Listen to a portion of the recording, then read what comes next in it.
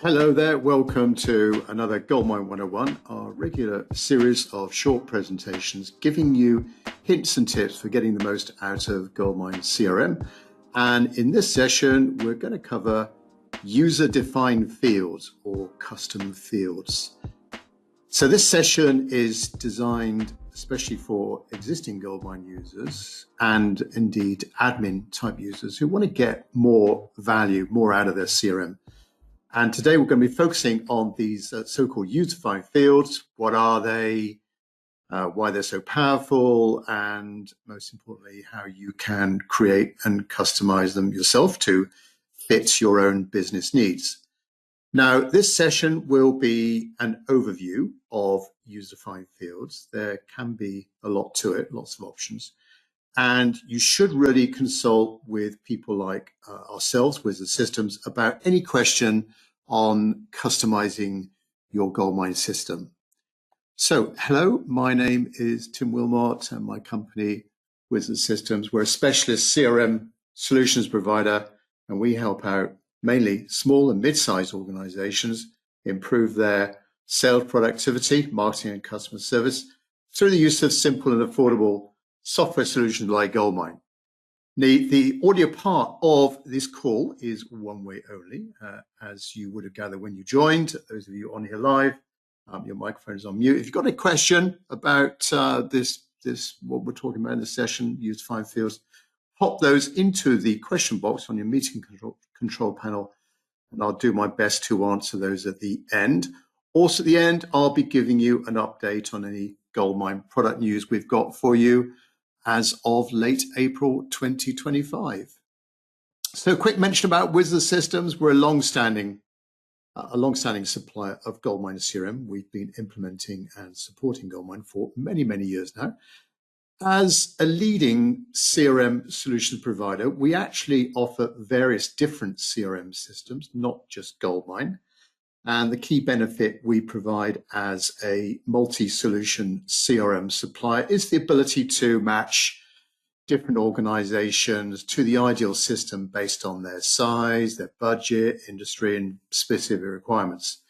And with experience across some major CRM solutions, we've got the know-how to guide you, our customers, through selecting the best solution and customizing it to get the most out of it. But as regards GoldMine, we're a one-stop shop. We provide the product, upgrades, implementation help, training as well. Training can be at your place, or our place, or online if that's more convenient for you.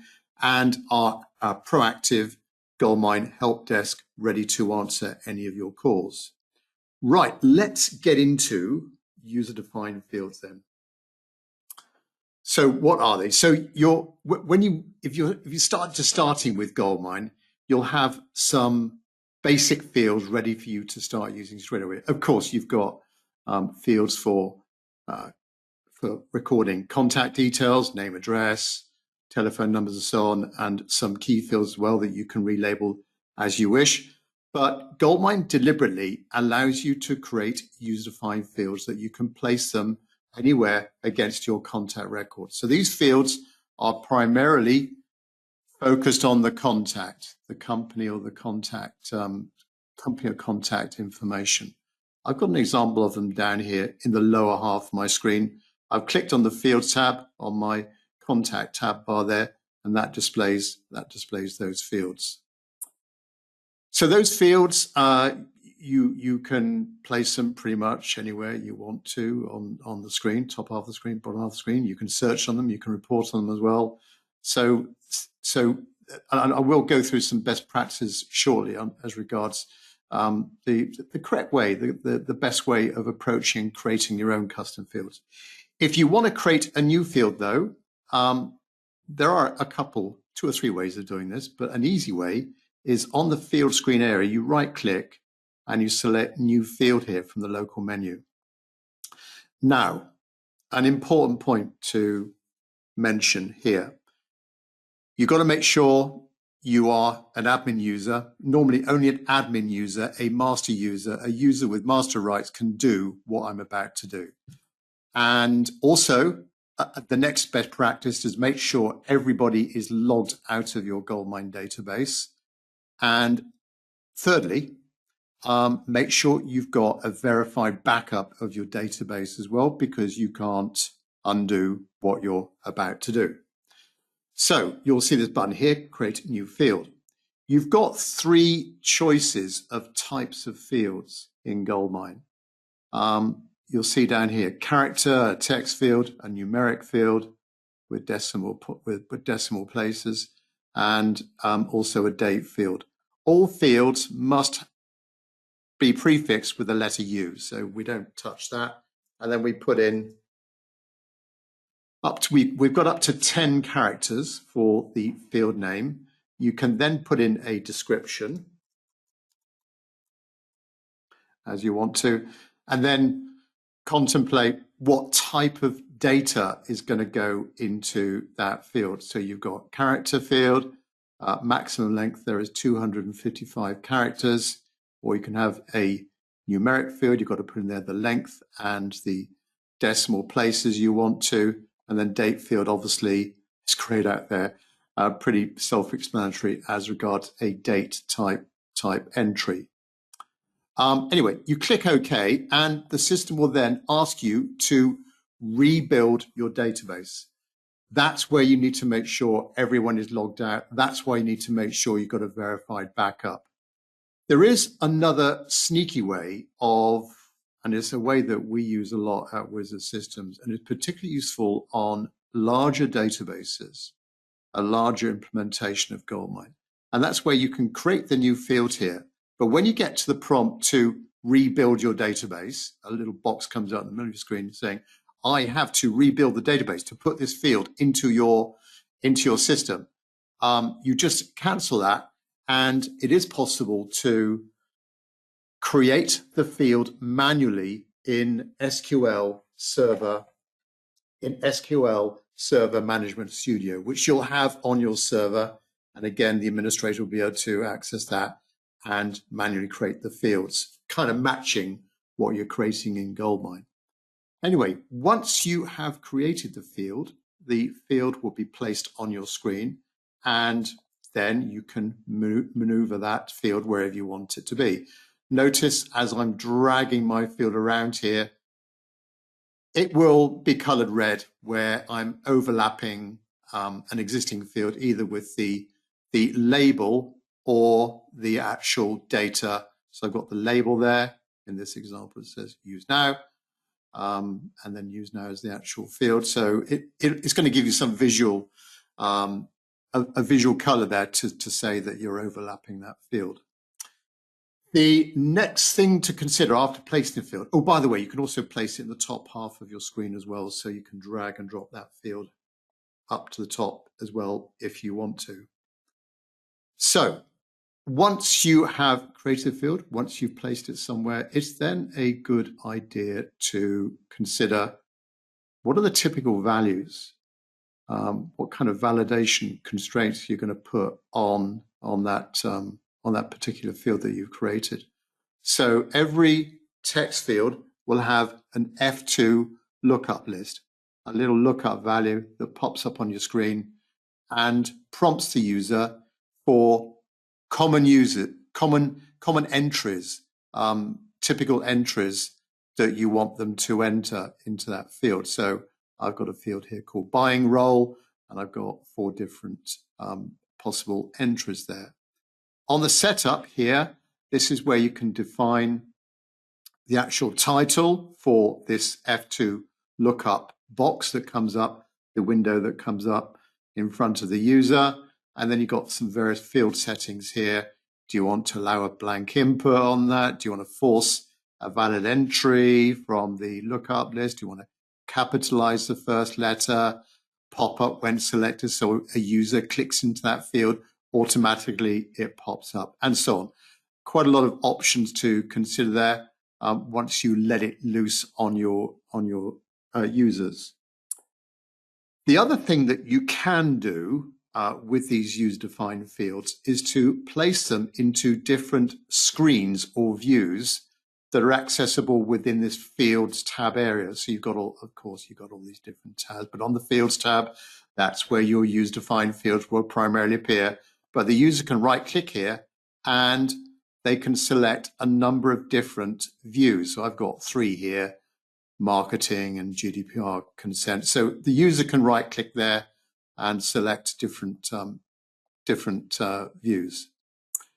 And they are created basically through this screen setup here. So you get a screen setup, and if I want a 4th one, I click new and decide, of course, what the access is going to be, and to that local database as well. If I go to properties here, you'll better see exactly what this is. You can also provide a tab name as well if you want it to appear on a separate tab, and you can also define the level of security also.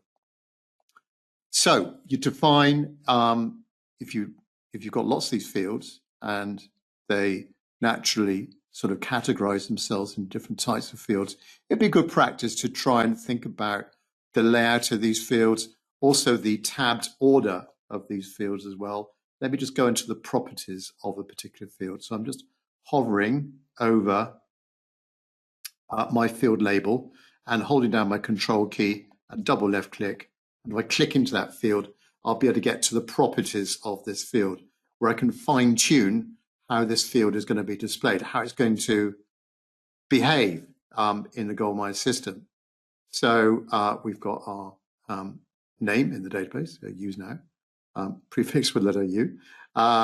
We've got, we can also select colors as well. You might, well, I'll show that in a minute when I just cancel this this particular properties dialog box, but you can actually make things appear in red. Now you've got 2 sections here: the label color and the actual data. So you can define the colors of those fields if you want, the colors of those fields and labels as you wish to. You've also got the option of an expression. So you can define the color of a field based on some expression. If value XYZ, then red. If value ABC, then blue. That sort of thing.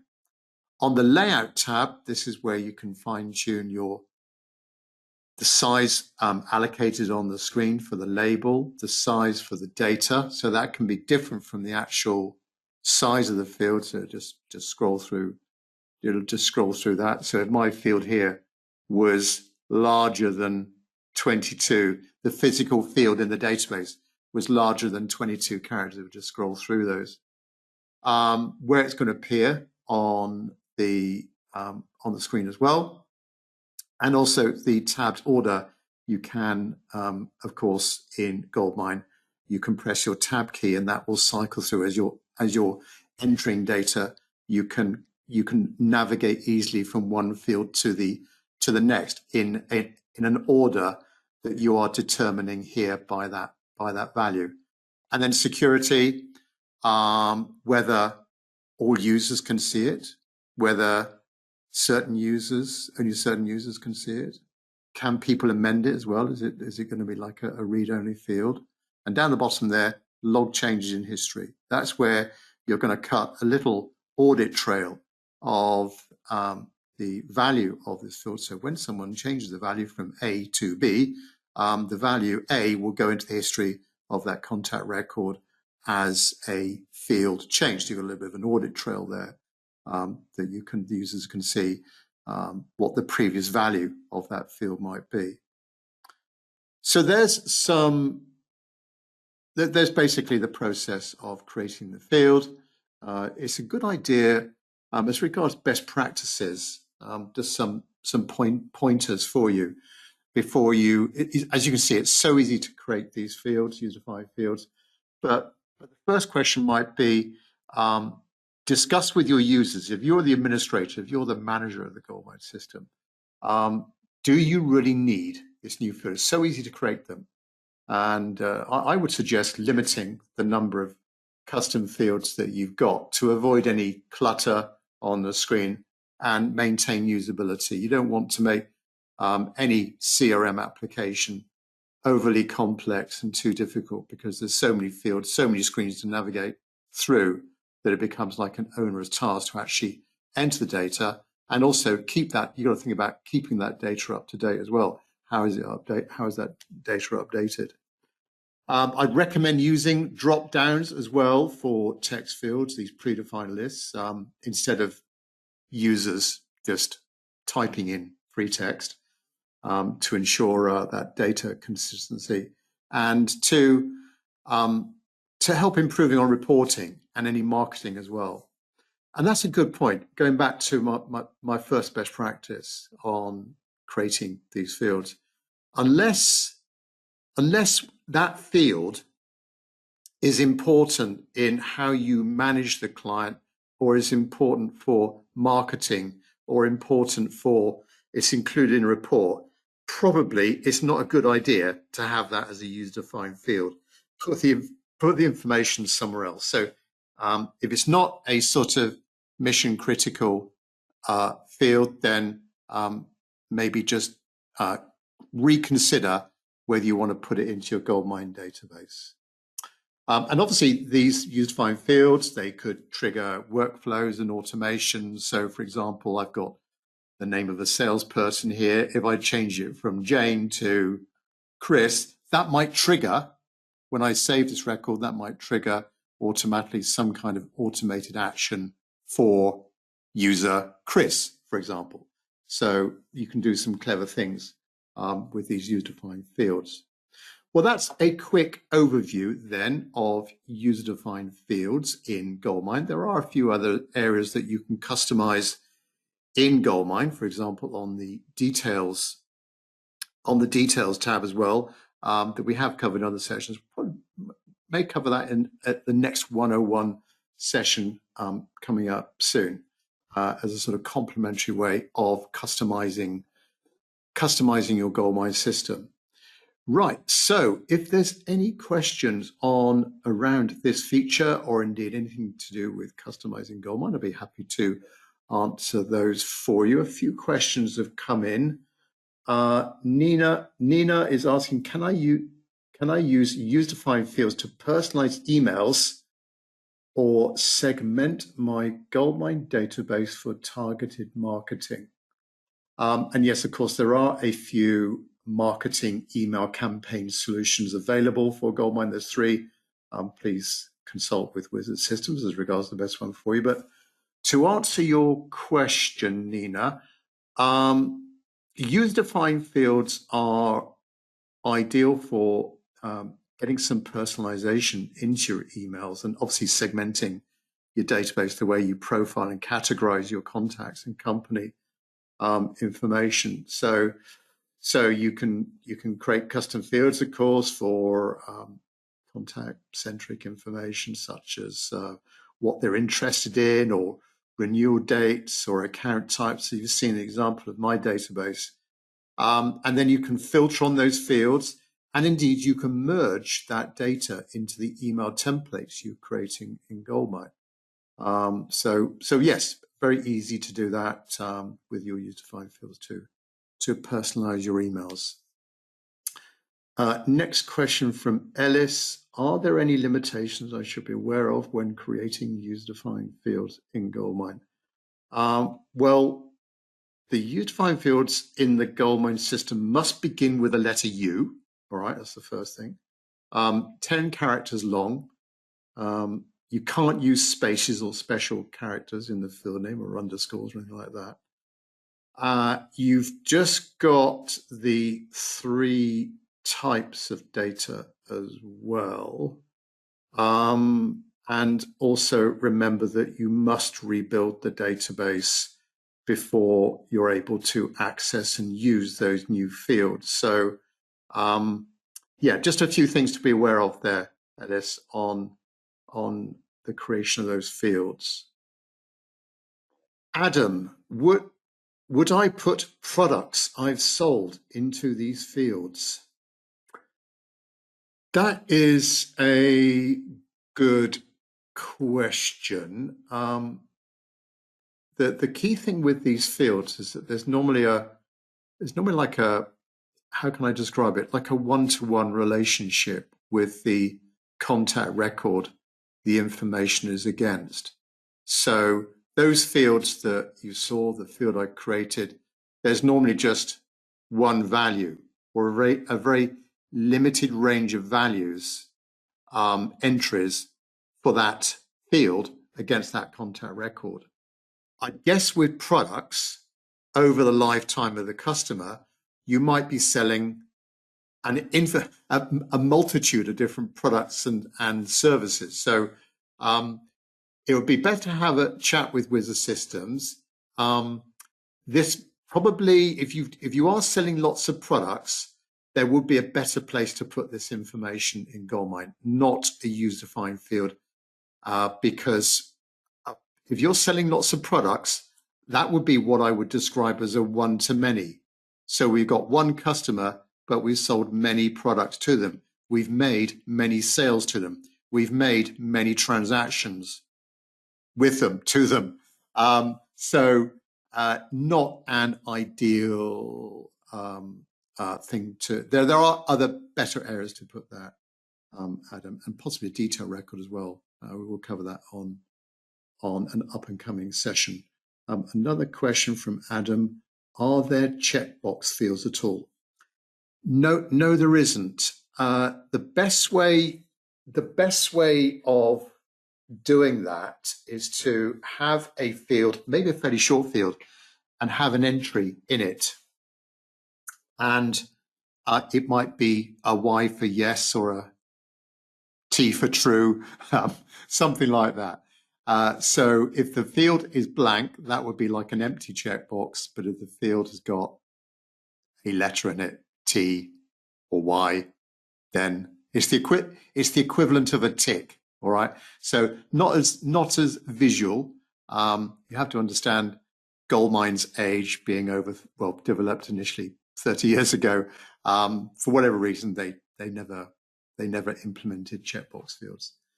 Right. So I think that's it on the questions. Thanks very much for those. Right. Latest news as of late April 2025. We have announced the latest release of GoldMine for those of you on maintenance. If you're on an annual maintenance plan with Wizard Systems for GoldMine, then 2025.2 has been announced by the authors, but it's not strictly speaking available right now. So just wait a week or so until we formally announce it, and we'll obviously feature that in up and coming GoldMine 101. So please bear with us while that is made available for you. Now, do you fancy a CRM review there? Has it been some time since we've had a chat with you to discuss how you're using GoldMine and your plans going forward the next 6 months, 12 months and beyond that period? So please let us know. We don't normally make a charge for this. It's normally via an online meeting with you, via Zoom or Teams, and we will dive into your GoldMine system and see how you're using it, and fingers crossed, come up with some recommendations on the way forward as well. So please contact us about a CRM review. As we're nearing the end now, if you've got any suggestions, if you're a GoldMine user, if you've got any suggestions for what we should cover on future GoldMine 101 sessions, then please contact us at Wizard Systems. My name again is Tim Wilmot. Email address is tim@wizard-systems.com. Thanks very much indeed for attending, those of you on here live, or if you're watching a recording. Go up to our YouTube channel, by the way, Wizard Systems or @Wizard Systems, and there you'll see loads and loads of our other CRM videos. But we'll catch up with you soon on the next GoldMine event. Thanks very much indeed. Bye-bye.